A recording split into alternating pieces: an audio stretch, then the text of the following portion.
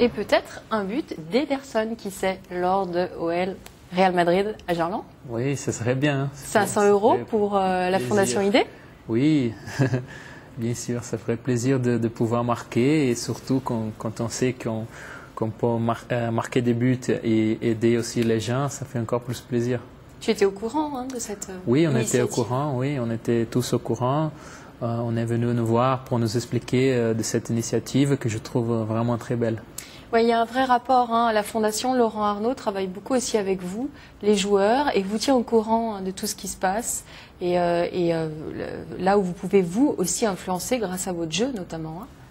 Oui, il nous passe les choses, tout ce qui se passe pour la Fondation OL et pour les autres associations aussi.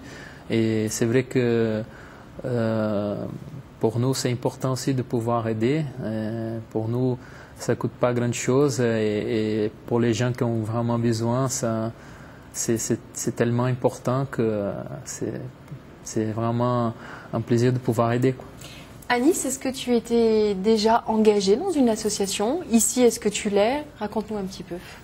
Non, à Nice, non. Je suis arrivé, j'avais à peine 19 ans.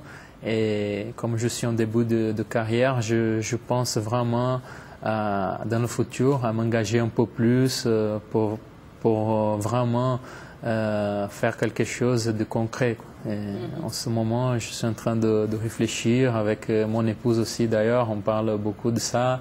Et je pense que dans le futur, je ferai quelque chose pour m'engager dans les associations, pour aider les gens qui ont besoin aussi.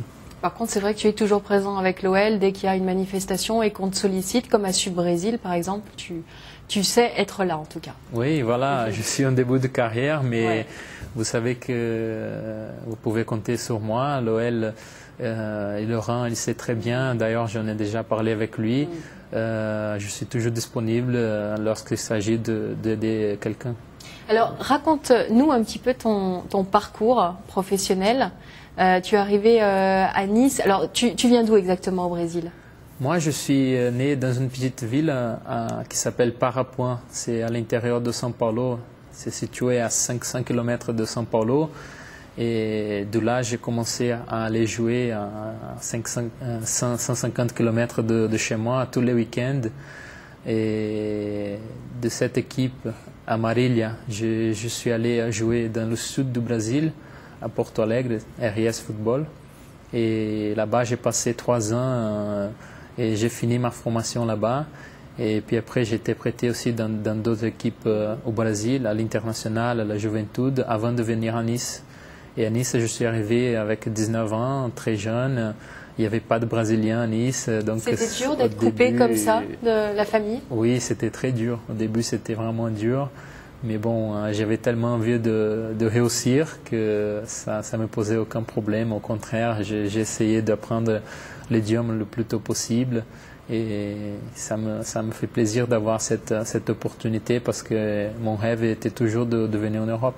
Alors qu'on comprenne bien, quand tu étais petit, tu faisais tes études la semaine et après tu prenais le bus tous les week-ends et tu partais. Oui, quand j'étais petit, c'était hein, que ça. Ma vie, c'était comme ça. Les études pendant la semaine, le matin et l'après-midi, les entraînements de foot. Et puis après le week-end, je prenais le bus pour aller jouer dans une école de foot plus structurée que celle que j'avais dans ma ville. Et avec eux là-bas, on jouait des tournois de partout au Brésil. Et je me souviens, j'ai des très bons souvenirs des tournois où on a gagné, même contre les grandes équipes. Et c'était dans ces tournois-là que Carpegiani m'a vu jouer et qui m'a proposé de venir à l'RS Football Club pour finir ma formation et puis après intégrer dans le professionnel. Tu as une grande qualité, j'ai envie de dire, c'est que tu parles en plus plusieurs langues. Tu es vraiment doué en langue. Hein. En préparant cette émission, j'ai découvert ça. Ah, c'est quelque chose qui me fait vraiment plaisir d'apprendre tous les jours. Et en plus, quand je suis arrivé à Nice, à chaque jour, j'apprenais quelque chose et ça me faisait tellement plaisir que l'envie a augmenté. Et aujourd'hui, je parle le français, l'italien avec ma femme, et l'espagnol aussi, j'avais appris au Brésil. maintenant, j'ai envie de commencer à apprendre l'anglais. Pour moi, c'est un plaisir d'apprendre tous les jours. Est-ce que tu es déjà allé en Afrique? Non, en Afrique, jamais.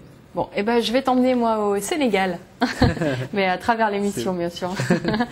Je vous emmène tous d'ailleurs au Sénégal grâce aux deux Globetrotters qui font le tour du monde et qui sont partis il y a une petite semaine. Première étape, le Sénégal. On les découvre donc au milieu d'une association, Diambar. Ils nous la font découvrir. C'est Damien Decran qui est derrière la caméra. On regarde.